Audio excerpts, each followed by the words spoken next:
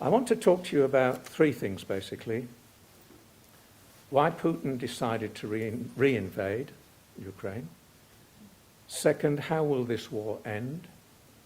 And third, what are the risks of a wider European war, including use of nuclear weapons? But before I do that, just let me say a few words of introduction. I think that most countries, including Australia, are captives of their geography, their history, and their culture, and actually none more so than Russia.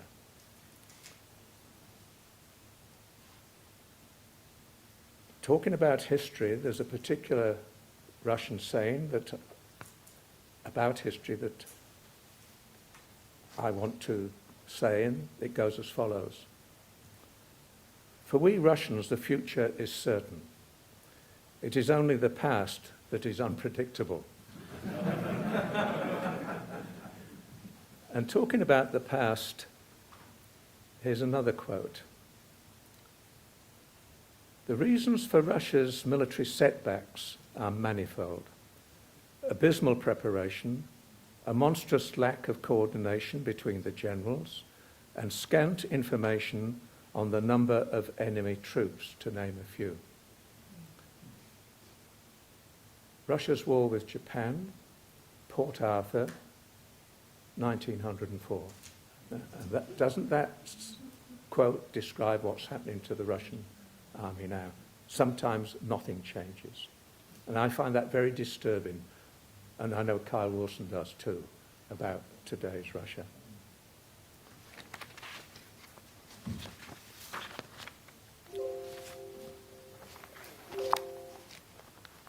Just bear with me.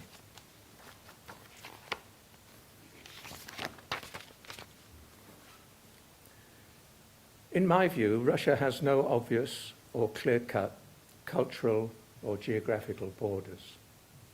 Think about that. It's not a European country and is not accepted by Europeans as a European country. Amongst other reasons, that's why it was never going to be a member of NATO. There are trendy types in Russia today, particularly a bloke called Alexander Dugin and my old mate Sergei Karaganov, who have conjured up yet a new geopolitical entity that is even worse than Indo-Pacific. And it's called Eurasia. I don't know what that means, frankly. I don't know where it starts. I don't know where the hell it ends. But it's very popular. As Kyle Wilson has taught me, Russia is simply Russian. And therein lies the challenge if you're not a Russian. In the 19th century, the Slavophile movement saw Russia as a nation apart. And Putin is pushing that to the nth degree now. While I talk about history, and this is a bit self-serving, but bear with me. In 2016, I wrote an article for a moderately right-wing American journal called The American Interest, nowhere near as right-wing as the National Interest. I said that the Kremlin is now feeling at its most confident state since 1991. It now feels it has a choice between accepting subservience and reasserting its status as a great power. And it has clearly and decisively chosen the latter course. This direction almost surely promises greater tension, perhaps serious tension, between Russia and the West. Ukraine is as likely a setting as any for the eruption of such tensions.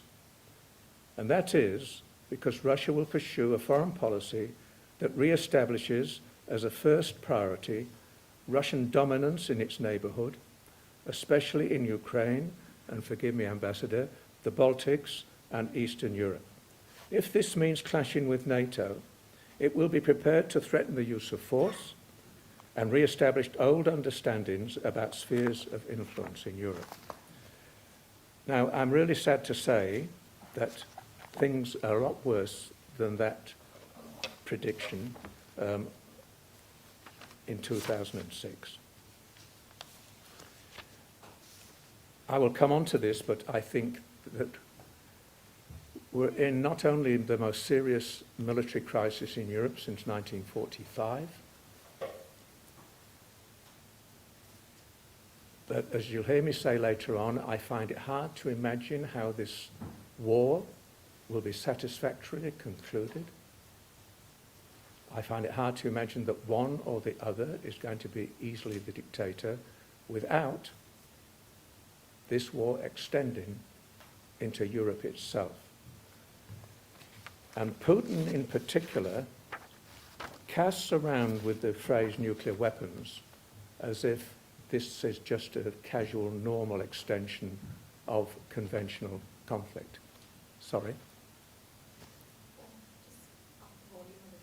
Up with the volume a bit? Okay. Okay, okay.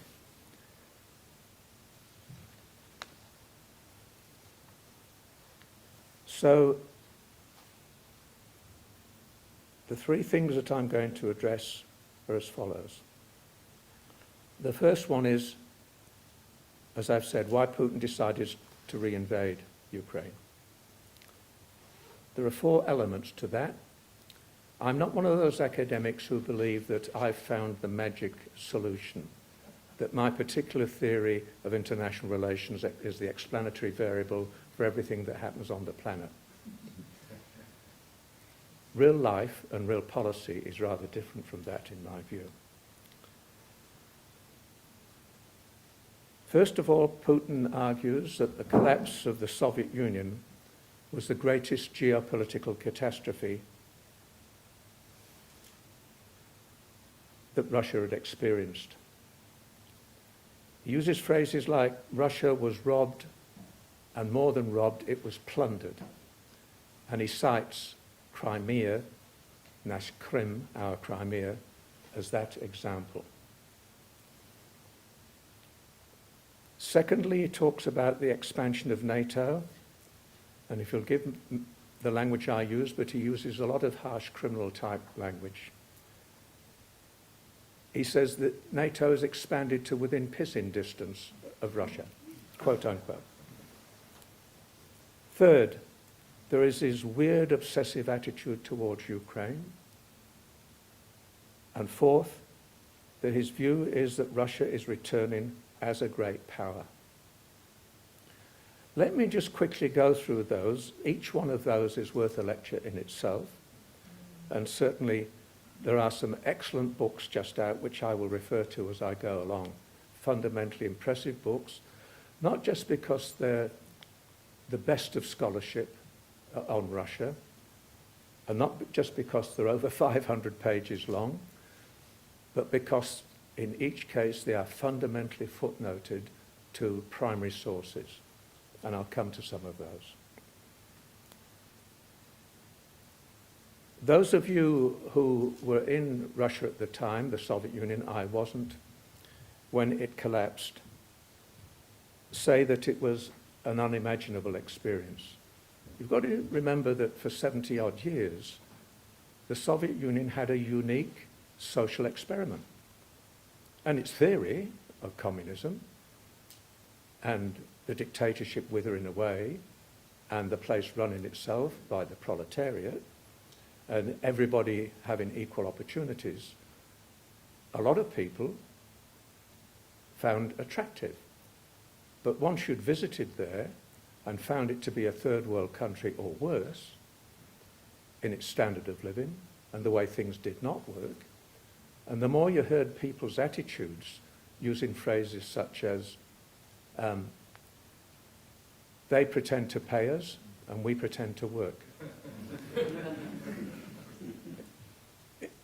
In the Metropole restaurant, where the people are lined up who are going to serve you, quote unquote, with their arms folded in their neat sort of official uniforms and ignoring you. And then when eventually they come to see you because they want to have access to foreign currency, which was illegal to exchange at great risk, you'd go down the menu and order and they'd say, We don't have that, we don't have that, we don't have that. And nearly all the shops you would go to, and forgive my pronunciation, Kyle, you'd look in the window and you'd go, oh, I'd like to go in there. It would say, Zakrit I Remont, closed and been refurbished. And I could go on. But they'd worked upon this concept of the Soviet man, and what they experienced was, in 12 months flat in 1991, the GDP fell by 40%, 40. Life savings, critical jobs in, for instance, a foreign ministry all of a sudden ceased to exist. The seniority and way you were looked upon, if you were in the side of the clique, particularly for a member of the party, all of a sudden disappeared. Rough figures, in 12 months flat, when the Soviet Union disintegrated and the three leaders of Russia, you know, the drunken Siberian peasant, and the leaders of Belarus and Ukraine met,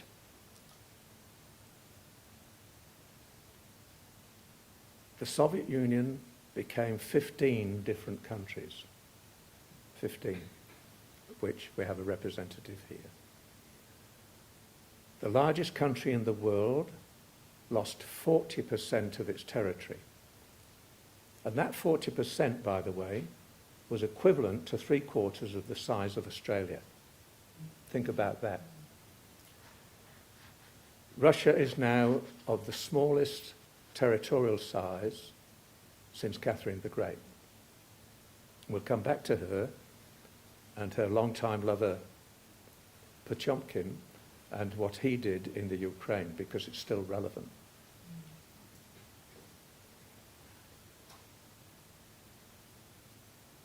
There are different views in the West about this. It is true that Gorbachev approached George Bush Sr. for huge, massive amounts of economic aid. He wanted a Marshall Plan, and he wanted $100 to $140 billion US. And I'm told by those who were there, but it's also in the literature now, that before this, the Federal Republic of Germany and America were giving millions of Deutschmarks and dollars, and Gorbachev acknowledged it disappeared into the maw of the collapsing Communist Party and the KGB. And so Nicholas Burns, I think his name was, the US Secretary of the Treasury, said to George Bush Sr., we can't be giving this sort of money. It is our strategic interest to have a Russia that is capitalist and cannot afford a major defence capability, and listen to these words, and will be a third-rate power, and will be a third-rate power. Now, you can imagine the impact of that on people like Gorbachev and his surrounding KGB types.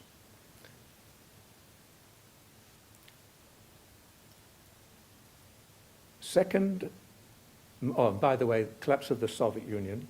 Vladislav Zubok, who is a professor of international relations at LSE, his book called Collapse, you should read. It is really worth reading because it'll walk you through all this. The second one, by Mary Sarot, who is Johns Hopkins. These are both the 500-page books, but read them. It's called Not 1 Inch. Let me explain that. It's all about NATO, that book. And naturally, I've read it. In 1990, February, James Baker, the Secretary of State, met Gorbachev and said, look, Gorby, I know you won't like this, but what would you rather have? A NATO that is unified but not under control, or a NATO that becomes a Germany that is unified but not under control, or a Germany that is part of NATO And if you can agree to that, I promise you, NATO will not be expanded 1 inch further. That's why the book is called that. Now, there are certain people in this town to the right of Genghis Khan who would disagree with that. When you look at Sarot's footnote, it is the day after Baker's meeting with Gorbachev that he, Baker, writes to Helmut Kohl, and she has read that letter in the Chancellor's archives in Berlin. And she also footnotes, on the same day as Baker was saying that, not 1 inch further, to Gorbachev, the Deputy National Security Advisor, an old mate of mine, Robert Gates, was talking to the head of the KGB and said the same. And that footnote, by the way, is not National Security Archives, it's the NSA. And you might want to think about how that was derived. This is not to say that NATO was bossed around by America and indeed the other European members to become members. We all know, particularly countries who had been occupied for 45 years by the Soviet Union, what a cruel, vindictive, nasty operation it was. You know, my first trip to the Soviet Union, including going across Siberia, was in '68 after the invasion of Prague. So it is wrong to say that this was some plot. These countries were only too anxious and keen, and indeed were lined up to be members of NATO. By the way, I forgot to mention, Baker in a recent interview said he acknowledges, when he used that word or phrase, not 1 inch further, quote, "I leant a bit far forward in my skis." But he didn't contradict it.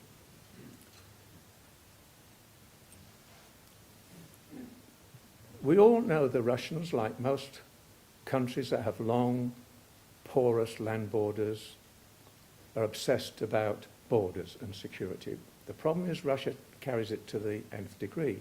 And as you know, in the process, has expanded and expanded and expanded from the late 1500s. I mean, we think Australia was a big territory to expand.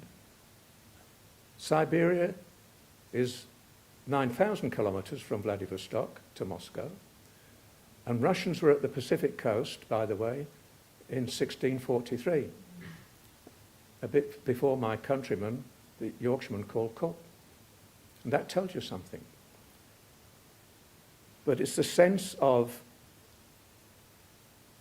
there are no natural borders. The longest border in the world is between them and the Chinese. And yes, they've negotiated it and concluded it some years ago. But towards the end, I'll talk about some of the natural antagonisms between Chinese and Russians. Third, the attitude of Putin to Ukraine. July last year, he allegedly wrote a 7,000-word document about why we, Russians and Ukrainians, are one people, one culture, one religion. And he goes back to the time of when Christianity was introduced, and before that, the Rurik Scandinavian dynasty that started Russia off. And those who know their Russian history a lot better than me say he carries it to the nth degree. He distorts and twists it. But even if he believes in it,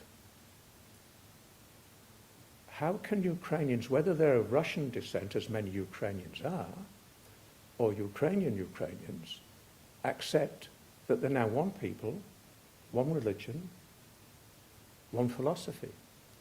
That has now been broken and ruined for the foreseeable future, I would have thought.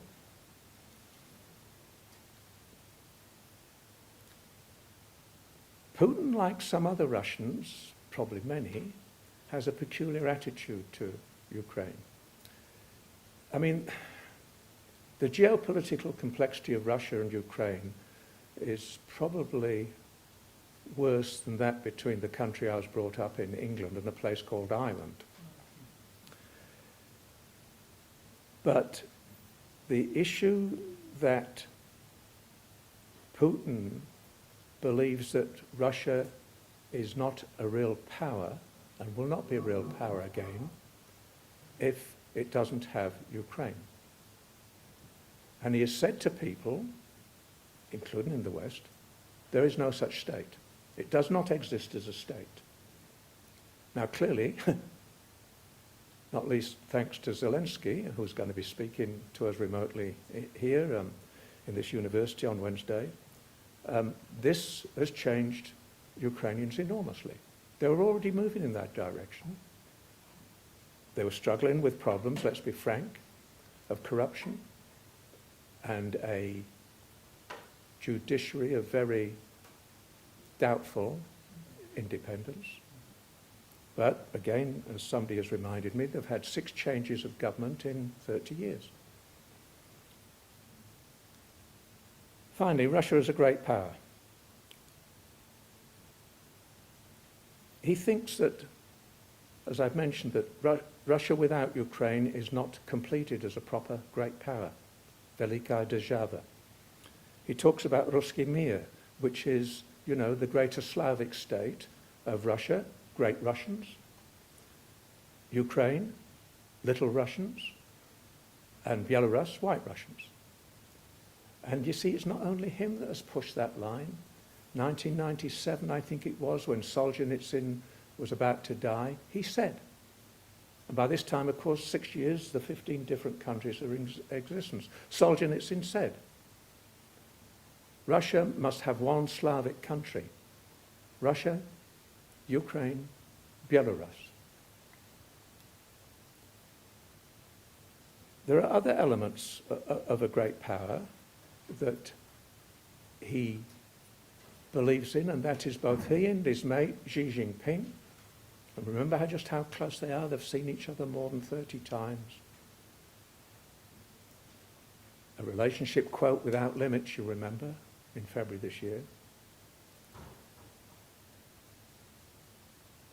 That the West, both of them believe, China and Russia, these two leaders, is weak, decadent, and disorganized. And if you're them looking at what happened in America under Trump, a lot of which pleased both of those autocratic leaders, you'd be beginning to wonder how Putin might have thought, now is the time for me to chance my arm, because he was looking at a Europe that was weak and divided. You know, a Britain that had pulled out of the EU, with all that that implied. Certain states in Europe, not least Ukraine, Hungary, hardly showing signs of being a democratic member of the EU. And now he must be scratching his head because that weak and divided EU and Europe is pulling together in a way that I have never seen, and neither has he. And now this EU and the United States have imposed economic sanctions, the like of which the world has never seen. He thought, because oil prices have been high for a long time, he'd squirreled away $650 billion US, 650. That would be his iron war chest that would enable not only to finance the war, but to use it as leverage. And now, of course, these financial sanctions, the likes of which we've never seen before, putting barriers on access to the SWIFT system, you know, banking system, and he cannot easily get hold of his foreign currencies invested overseas.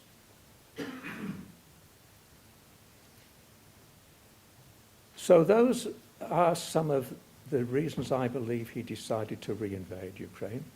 Look, part of it is you have to try and get in this man's mind. I'm not a psychologist. I note, by the way, that the head of CIA, who was a former ambassador in Russia, speaks fluent Russian, has said recently he doesn't believe that Putin is ill. Putin doesn't look all that well to me, but I'm no expert on that. And we'll come on to whether anybody's going to challenge him. So, I won't go into the military details of this war. I'm not a military person, although as a former head of defence intelligence, I can find my way around. I got the invasion wrong. I watched through December and January. The Americans were releasing a lot of what was clearly, certainly to me, classified intelligence, the likes of which were never been seen released before. 170,000 troops, and my old friends in the intelligence world in Canberra told me blood banks were being put into the front line of the border with Ukraine. Field hospitals were being located there. And they are some of the alarm bells, intelligence indicators of something is going to happen. By the way, meantime, in dear little old Australia, down in the south of the southern hemisphere, what did our press and media cover in December and January? Well, there was COVID, and COVID. There was Djokovic, and Djokovic. And there was whatever the hell was going on in sport. We were thrashing the palms at cricket or whatever. And I must say it made me rather peeved, to put it politely. And there's all the signs now, and I'm told by a friend of mine who's just been in America, that our media's starting to get a bit bored. Have you noticed? It's not getting the daily high-level attention that it used to. I actually said, I think in January, Putin's going to do something nasty. But I didn't think it was this nasty. I also said to my wife, but not in public, thank God, the Russians will be through Kiev like a knife through butter, 3 days. I wasn't alone in my own defence. 3 weeks before the invasion, the chairman of the US Joint Chiefs of Staff, the most senior military person in the world, told a closed session of the Congress 72 hours. I think the sorts of advice and help that some of the NATO countries and America and the UK as a NATO country have been going on for a long time with training and advice, but not like we're seeing now. Putin had put a lot of money into defence, something like 700 billion,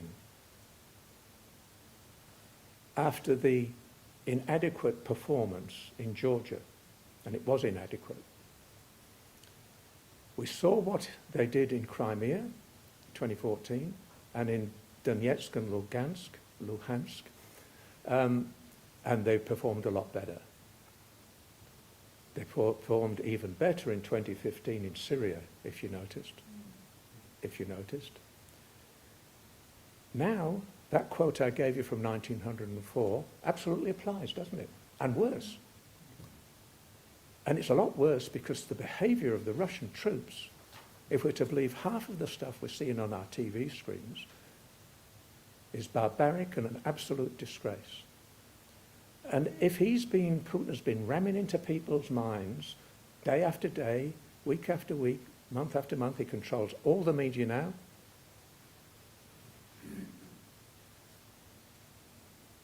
There's no wonder that the attitudes are barbaric attitudes by their troops. I understand why Zelensky is talking about a victory for Ukraine, and they're doing well. And some of these modern Western weapon systems take note of just how accurate they are. This new HIMARS, high altitude, multiple launch artillery system, I believe has a maximum range of 400 kilometers. 400 kilometers is a distance from the northern Ukrainian border to Moscow, by the way. And the Americans ain't going to allow that. So what are the Americans not going to allow when Zelensky says, in that persuasive way of his, and he's a class act, this man, I want to use HIMARS to bomb Crimea. and I wouldn't put my money on the American response.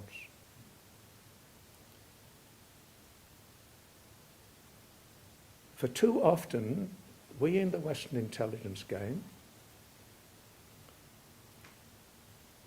frighten ourselves silly by saying that the opposition have got infinitely better weapons than us. I can't tell you the number of times when I was head of the National Assessment Staff in the National Intelligence Committee in the late 70s, going as a declared agent to Moscow and reading all this American stuff about the Russian tanks were better. Well, the Six-Day War the Israelis showed that was wrong.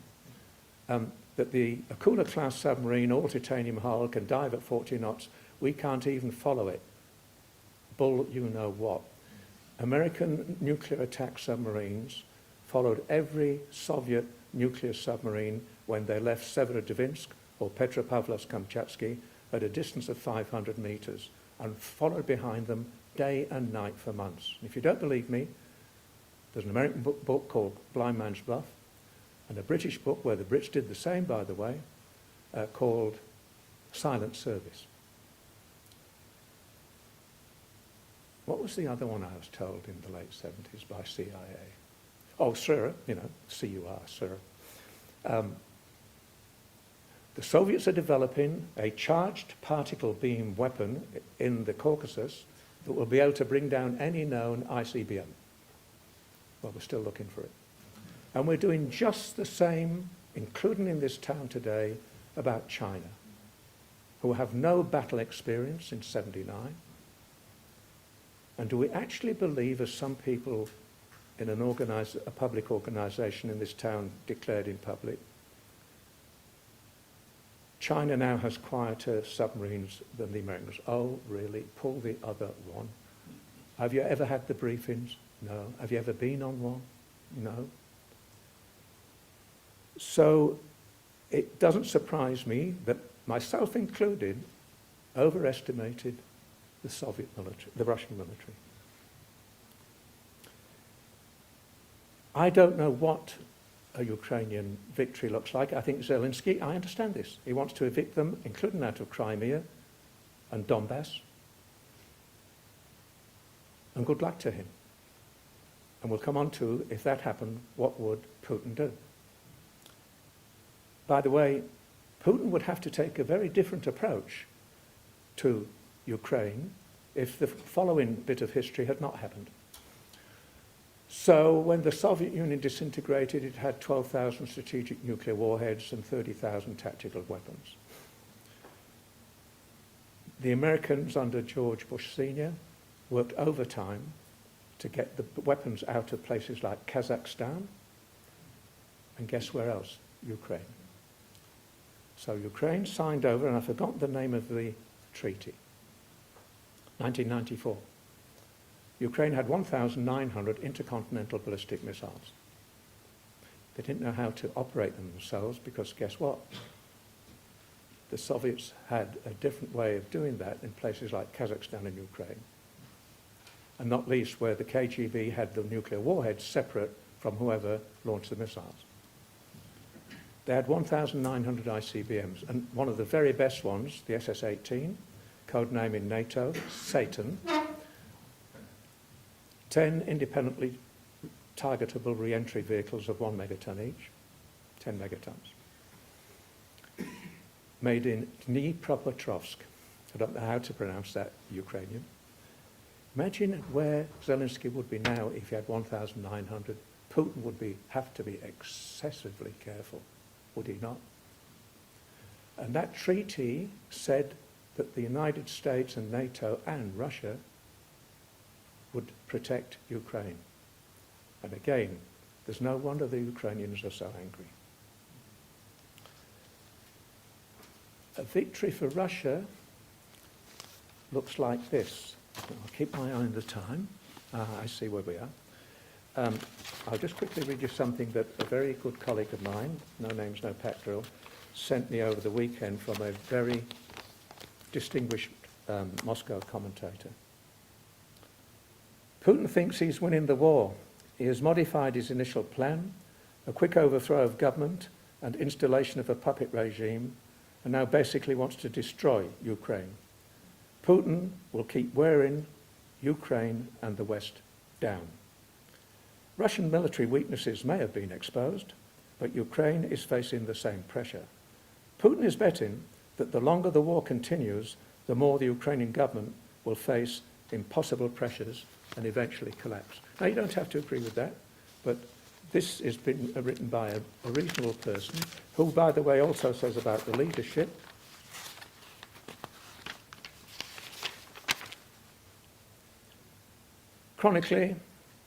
domestically, there is little to be optimistic about. No one wants to challenge Putin. The people have largely accepted the situation or feel powerless to change anything.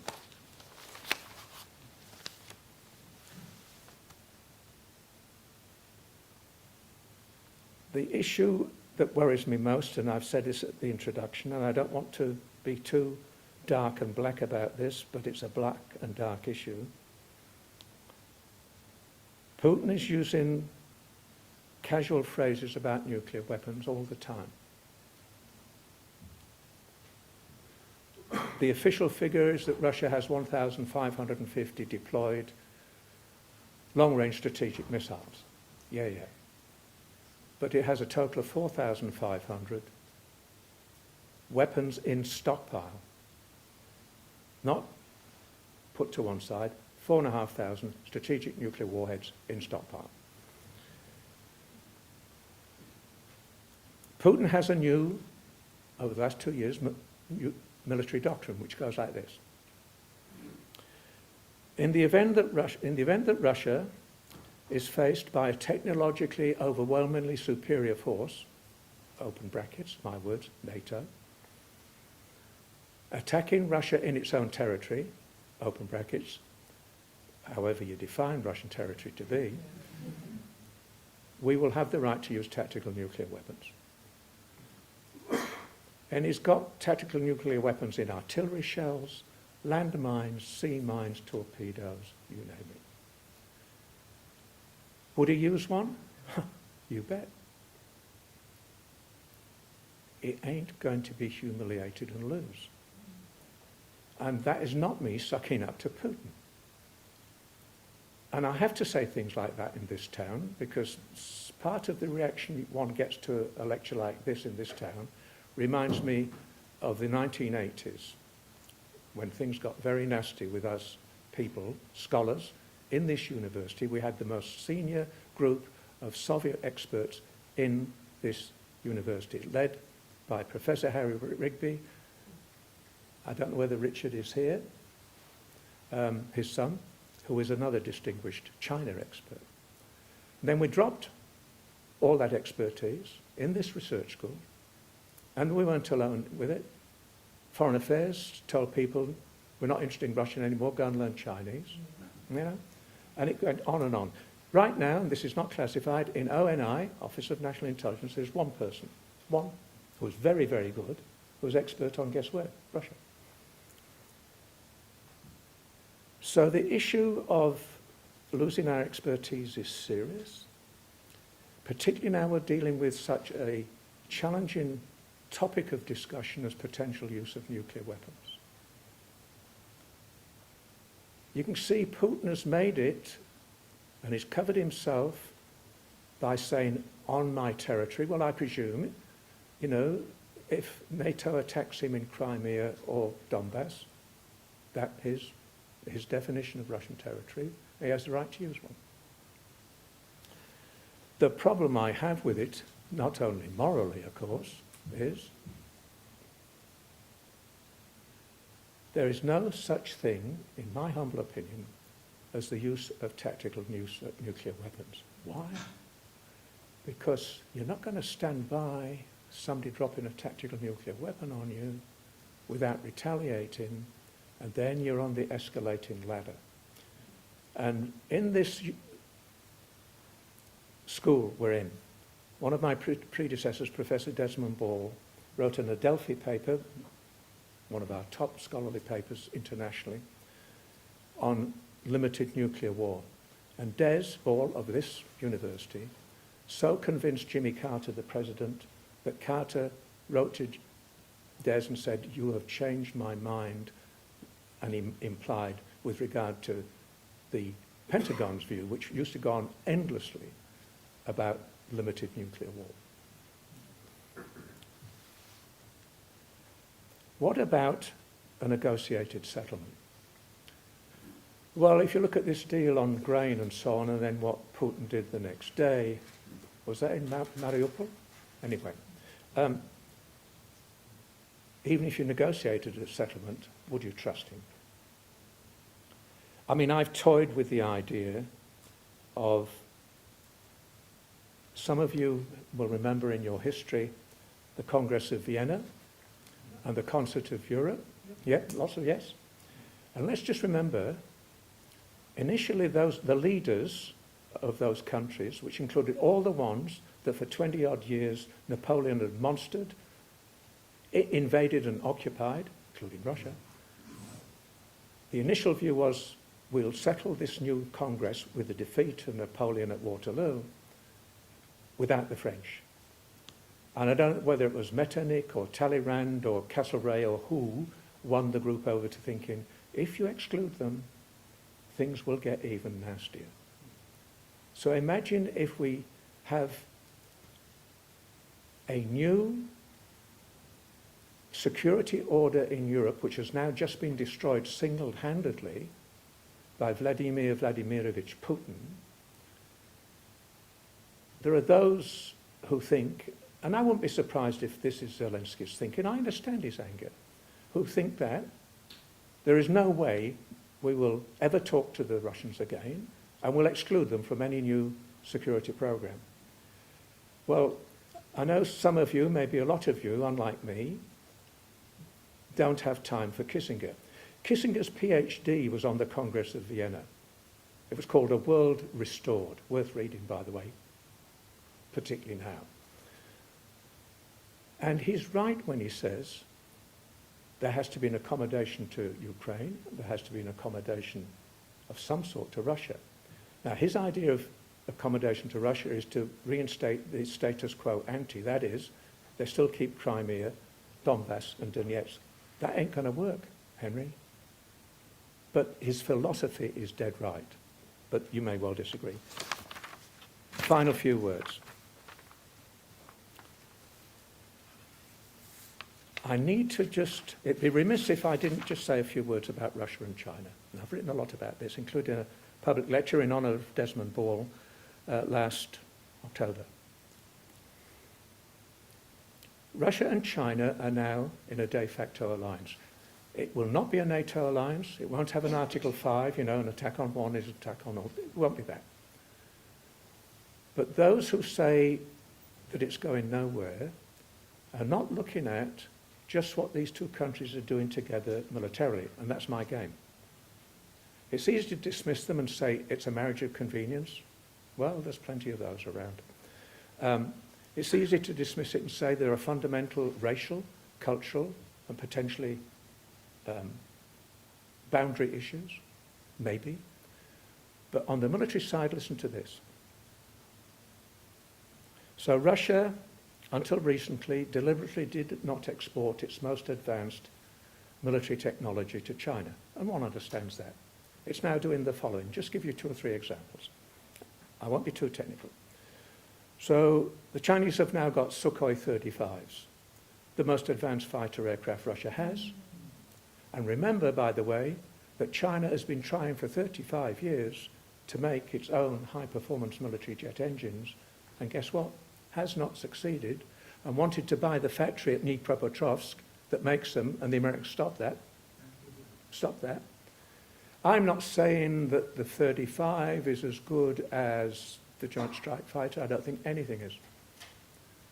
The first thing the Chinese would know in the South China Sea, should we ever be going down there, would be when the Joint Strike Fighter releases a missile. They won't see it coming. The second thing is Kilo-class submarines. Russian submarines are still a bit noisy, but not as noisy as the Chinese ones. The Kilo is not bad. They'll sell those to China. The S-400 air defence system is probably the best air defence system in the world. The Ukrainians have got the 300 version, I think.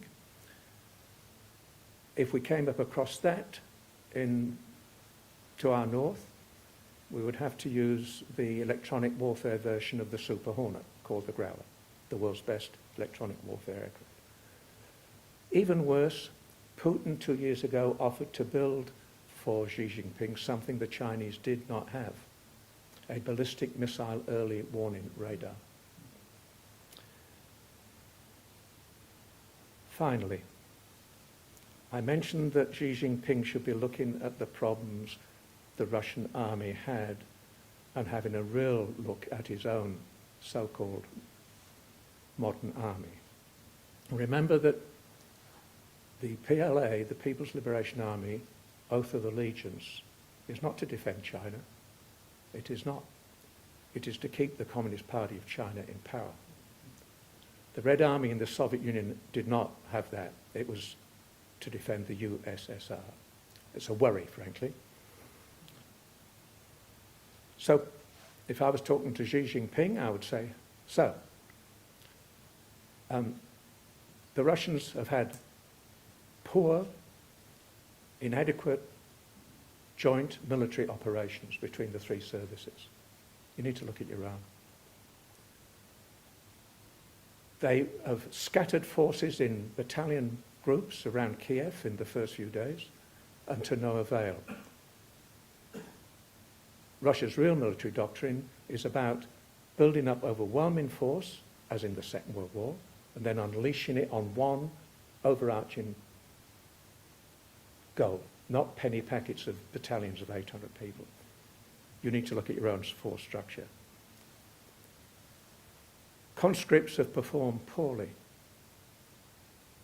You've got conscripts. Russian conscripts were not told they were going to war, they were told that they were going on an exercise. By the way, the Ukrainian ambassador here, Vasil, has told me, when I said to him, so what do you do with Russian prisoners of war? He said, simple. We frisk them down, we find their mobile phone, we find their mother's telephone number, we ring their mothers and say, this is Vasil from Ukraine here, we've got your son, Ivan. Why don't you come and pick him up? How clever is that? That is seriously clever. I doubt Xi Jinping has that in him. There is the issue of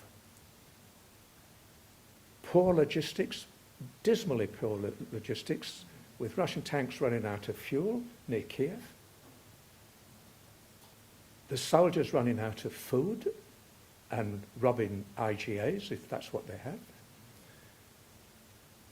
And the other issue is the breakdown and poor quality of components. And Xi Jinping, your mates in Russia have a corrupt military acquisition organisation. What's yours like?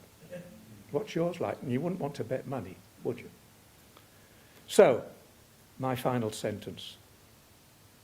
There's a very good friend of mine who's here, told me this joke. It's a Russian joke. So it's the year 2040, and Sergei and Ivan are walking together. And Sergei says to Ivan, Ivan, do you remember way back in 2020 when we said that China would never attack us? As the pair of them crossed the Chinese border with Finland. Thank you.